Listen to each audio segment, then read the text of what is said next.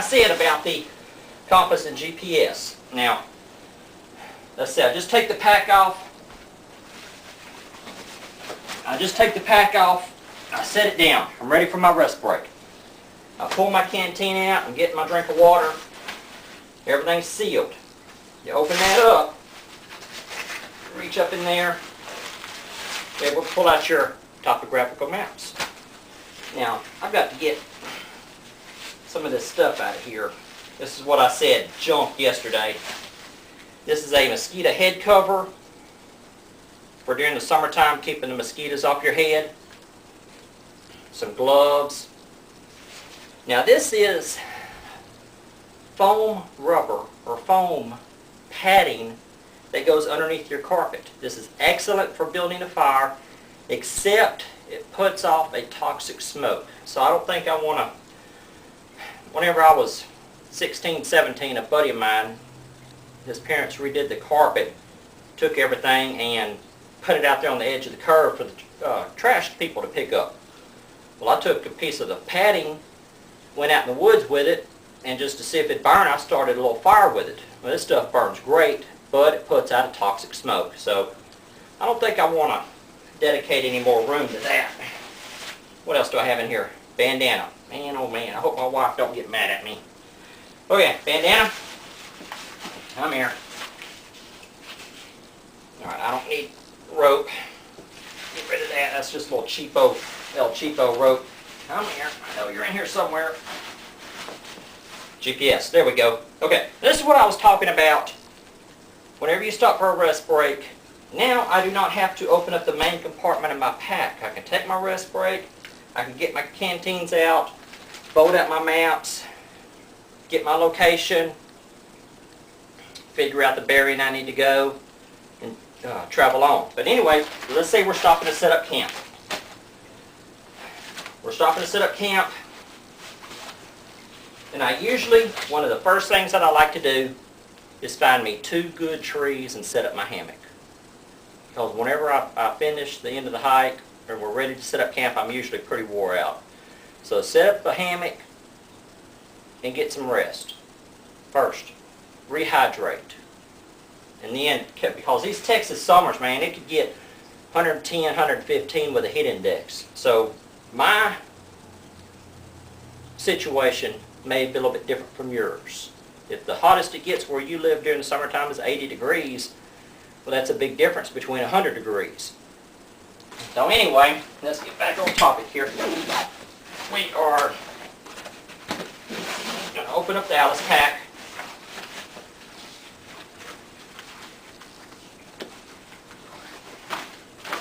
I have, remember this bag I told you about the other day? 3 meals a day for 3 days, plus a few little snacks. So this is, I can extend this out to almost a week if I only eat 2 meals a day. Then I have 2 MREs. So right there, I've got about a week's worth of food.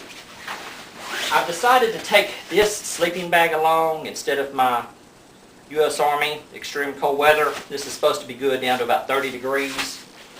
And I've got my U.S. Army poncho liner inside of its dust bag, water repellent bag, just to help keep it clean.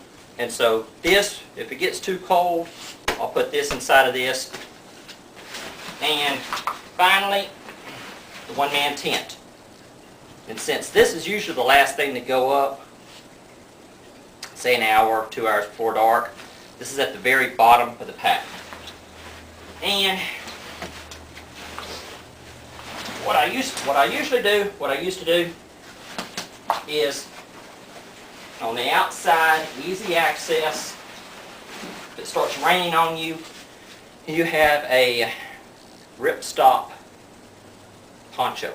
This is a real U.S. Army poncho. It's got the holes in it. I used to carry 2 of these. One of them was an East German.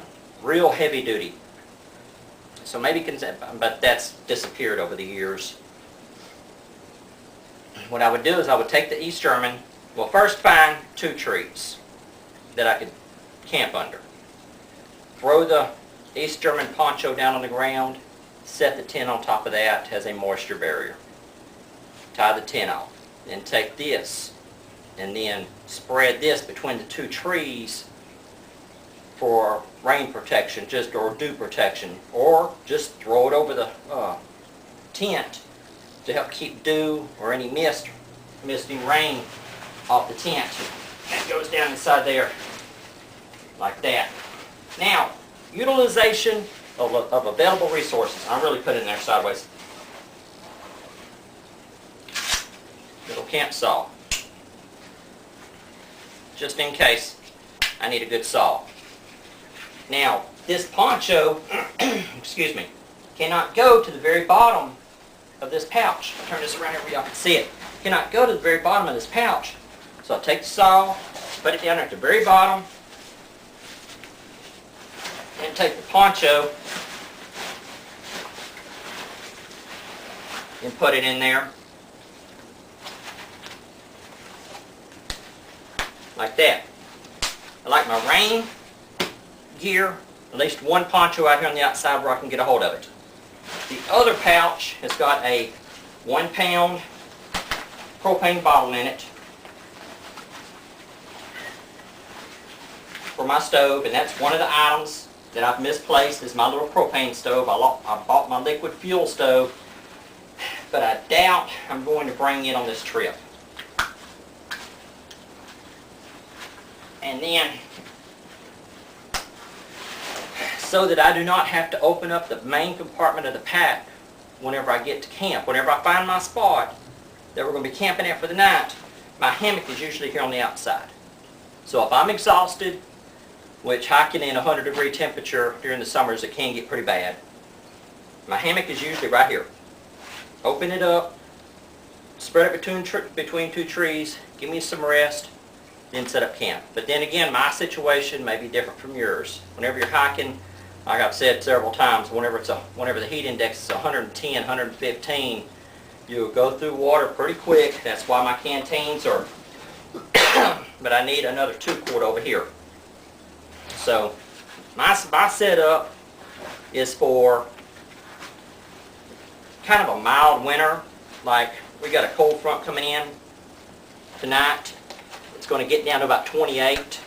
Like some people have said on the website, it's 6 degrees where they're at. And there's a lot of difference between 26 and 6. So just because this is my setup does not mean it will work for you. So change it accordingly.